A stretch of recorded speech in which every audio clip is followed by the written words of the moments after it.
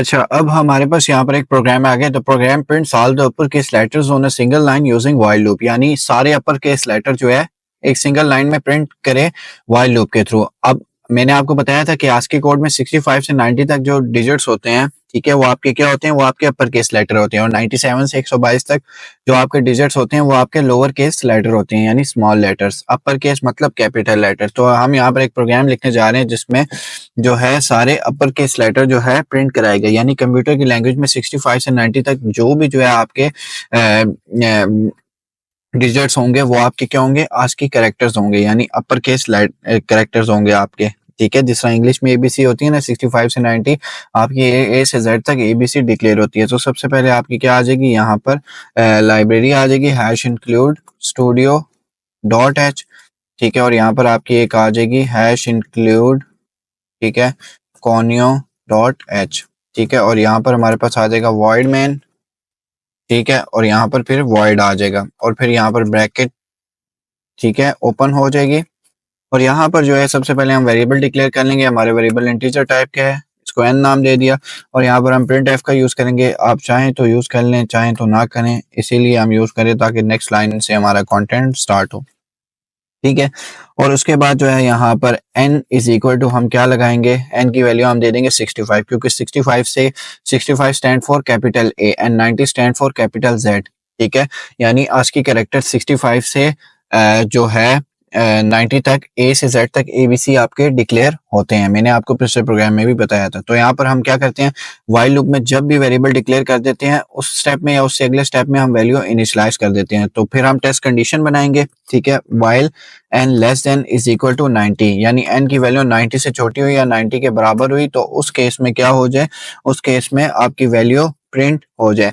तो यहाँ पर क्या होगा, अगर आपकी कंडीशन सेटिस्फाई हुई तो उस केस में आपका क्या होगा, प्रिंट एफ। यहाँ पर हम %d फॉर्मेट स्पेसिफायर का यूज करेंगे।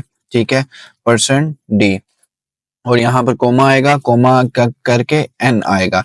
एन क्यों आएगा, क्योंकि एन की वैल्यू को जो है जाहिर बात है प्रिंट करा रहे हैं। %d format specifier integer value को रीड और प्रिंट कराने के लिए यूज होता है। और जब आपकी कंडीशन सेटिस्फाई होगी, आपका जो है यहाँ पर आपकी कंडीशन प्रिंट हो जाएगी। जब आपकी कंडीशन प्रिंट होगी तो उसके बाद आपका क्या होगा, एक इंक्रीमेंट होगा, यानी एक वैल्यू आपकी बढ़ेगी। तो यहाँ पर इंक्रीमेंट हम लगा रहे हैं n is equal to n+1, यानी व्हाइल लूप को आप साइंटेक्स समझे। हम पहले वेरिएबल डिक्लेयर करते हैं, जब वेरिएबल डिक्लेयर करते हैं उस स्टेप में या उससे अगले स्टेप में वैल्यू उसे दे देते हैं। फिर हम टेस्ट कंडीशन बनाते हैं, टेस्ट कंडीशन सेटिस्फाई होती है, आपका केस प्रिंट होता है, यानी जो आपने प्रिंट कराया होता है। जब आपका केस प्रिंट हो जाता है उससे नेक्स्ट स्टेप में आप क्या कर देते हैं, उसके अंदर वैल्यू एक ऐड कर देते हैं, इंक्रीमेंट कर देंगे या फिर डिक्रीमेंट कर देंगे। इस केस में इंक्रीमेंट है तो इसीलिए हम क्या कर देंगे, यहाँ पर इंक्रीमेंट कर देंगे। ठीक है, और यहाँ पर फिर हमारी एक व्हाइल लूप बन गया।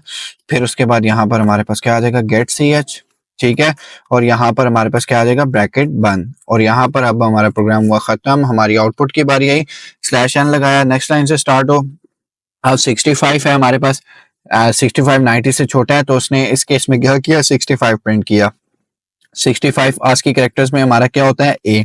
ठीक है, इसी तरह जो है हमारा क्या नाम है, 65 के अंदर एक इंक्रीमेंट हुआ, क्योंकि जब प्रिंट होता है तो एक इंक्रीमेंट होता है। 66 जो है फिर टेस्ट कंडीशन पे आया, 66 90 से छोटा है, बिल्कुल छोटा है, तो बी प्रिंट हो गया। ठीक है, तो यहाँ पर जो है फिर अब बी से इसकी वैल्यू क्या थी, एन की वैल्यू 66 के अंदर एक ऐड हुआ 67 90 से छोटा है, तो यहाँ पर कंडीशन सेटिस्फाई हुई तो सी हुआ। ठीक है, अब हमारी n की वैल्यू क्या है, 67।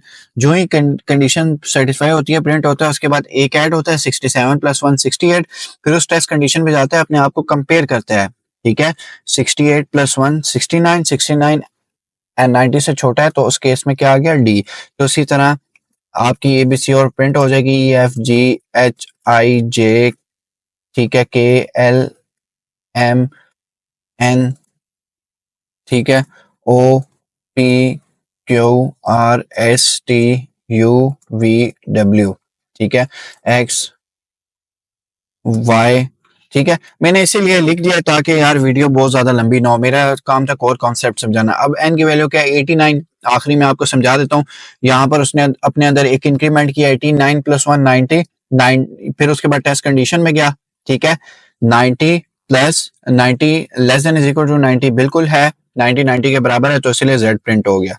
ठीक है, यहाँ पर, ठीक है। और यहाँ पर जो है 65 से 90 तक ASCII कैरेक्टर्स के अंदर आपकी हमेशा कैपिटल ABC प्रिंट होती है, ठीक है, ये याद रखना। अगर आपको स्मॉल ABC का है तो उस केस में आपके कैरेक्टर्स होते हैं, मेरा ख्याल है 97 से लेकर आपके होते हैं 122 तक जो है आपके कैरेक्टर्स होते हैं, ठीक है, 97 से लेकर आपके 122 तक कैरेक्टर्स प्रिंट होते हैं, ठीक है। और बस इतना सा जो है आपका कॉन्सेप्ट था। अगर लेट सपोज आप प्रोग्राम देखना चाहते हैं कि स्मॉल एबीसी का, तो उस केस में आप क्या कर देंगे, एन की वैल्यू यहाँ पर लिख देंगे 97, क्योंकि 97 आपका होता है स्मॉल ए, ठीक है। और यहाँ पर टेस्ट कंडीशन क्या बना देंगे, एबीसी, ठीक है। और यहाँ पर आपकी क्या प्रिंट हो जाएगी, 97।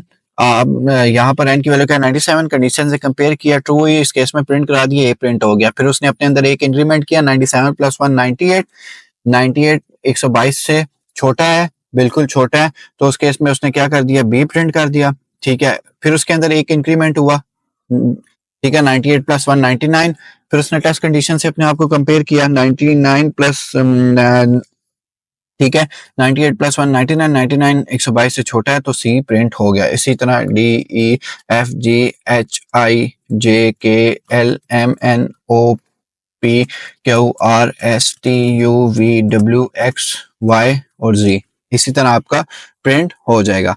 तो ये कॉन्सेप्ट था कुछ इसका, ठीक है। मैं दोबारा आपको यहाँ पर, ये आपकी बस आउटपुट थी, ठीक है, ठीक हो गया, समझ आ गई होगी, मैंने आपको दोनों कॉन्सेप्ट समझा दिए, ठीक है। मैं आपको थोड़ा सा साइड पे यहाँ पर मैं अगर आपको समझा दूं, ठीक है, कि जो आपके 65 से 90 तक करेक्टर्स होते हैं, ठीक है, 65 टू 90, वो आपके ए से जेड तक एबीसी होती है। और जो आपके 97 टू 122 होते हैं वो आपकी क्या होती है, स्मॉल एबीसी, ठीक है, स्मॉल एबीसी। बस इतना सा ये कॉन्सेप्ट था आज की कैरेक्टर्स का। 65 से 90 तक आपकी कैपिटल एबीसी, 97 से 122 आपकी स्मॉल एबीसी। कंप्यूटर इसको ये डिक्लेयर करता है, ठीक है। तो इतना सा कॉन्सेप्ट था, ठीक है। अगर आपने वाइल लूप का कॉन्सेप्ट दोबारा समझना है तो मैं वाइल लूप का आपको बता देता हूँ। वाइल लूप में होता क्या है, पहले आपकी वाइल लूप की कंडीशन होती है, ठीक है।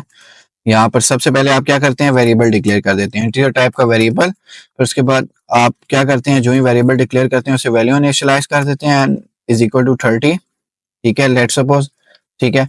और फिर उसके बाद यहाँ पर आप लिखते हैं वाइल एन, ठीक है। यहाँ पर हम डिक्रीमेंट का कॉन्सेप्ट यूज कर रहे हैं, while n greater than is equal to 1, ठीक है।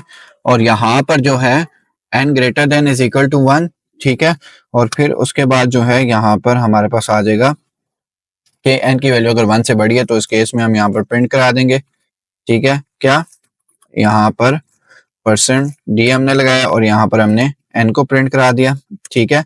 और यहाँ पर जो है हम इसके अंदर एक इंक्रीमेंट करवा देंगे कि n is equal to n minus 1, यानी यहाँ पर जो है हमने डिक्रीमेंट का कॉन्सेप्ट जो है हमने यहाँ पर यूज किया, ठीक है। तो यहाँ पर वाइल लूप की मेन बात ये थी कि पहले वेरिएबल डिक्लेयर किया, उसी टाइम या उसके अगले स्टेप में से वैल्यू इनिशियलाइज की, फिर टेस्ट कंडीशन बनाई, टेस्ट कंडीशन सेटिस्फाई हुई, उसके केस प्रिंट होगा, फिर उसके अंदर इंक्रीमेंट या डिक्रीमेंट हो जाएगा। यहाँ पर हमने डिक्रीमेंट का कॉन्सेप्ट भी यूज कर लिया और यहाँ पर हमने रिवर्स ऑर्डर के अंदर अब हम प्रिंट करा रहे हैं, यानी डिक्रीमेंट का कॉन्सेप्ट यूज कर रहे हैं। डिक्रीमेंट के कॉन्सेप्ट में हमेशा ग्रेटर देन आएगा, ठीक है। तो एन की वैल्यू क्या है, 30 है, 31 से बड़ा है तो इस केस में 30 प्रिंट हो जाएगा, ठीक है। और एन की वैल्यू, और यहाँ पर फिर जब प्रिंट हुआ तो 30 माइनस 1 क्या होता है, 29। तो जब यहाँ पर जो है एन की वैल्यू क्या थी, 29, 29 1 से बड़ा है तो यहाँ पर 29 आपका प्रिंट हो गया। अब एन की वैल्यू क्या है, 29, ठीक है।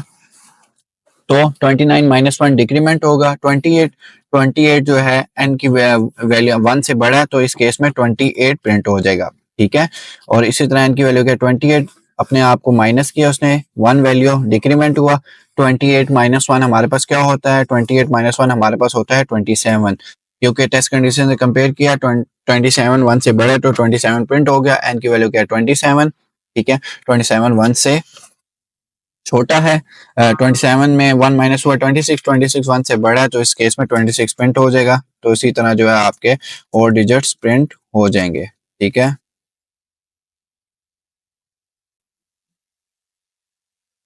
तो यहाँ पर इसी तरह आपके 16, 15, 14, 13, 12, 11, 10, 19, 8, 10, 9, 8, 7, 6, 5, 4, 3, 2 और यहाँ पर 1। यानी यहाँ पर लूप हमारा कहाँ पर टर्मिनेट होगा, जहां पर हमारी 1 से छोटी वैल्यू होगी। अब n की वैल्यू क्या है यहाँ पर 1, 1 के अंदर 1 माइनस करो तो हमारे पास क्या होता है 0। ठीक है, 0 1 से छोटा नहीं है, इस केस में हमारा क्या होगा, लूप टर्मिनेट हो जाएगा। तो बस इतना सा कॉन्सेप्ट है। पहले वेरिएबल डिक्लेयर करो, उसी टाइम उसे वैल्यू इनिशियलाइज करो, जब वैल्यू इनिशियलाइज की टेस्ट कंडीशन बनाई, टेस्ट कंडीशन अगर ट्रू होगी तो उस केस में प्रिंट होगा, और प्रिंट होने के बाद आपका इंक्रीमेंट या डिक्रीमेंट होगा।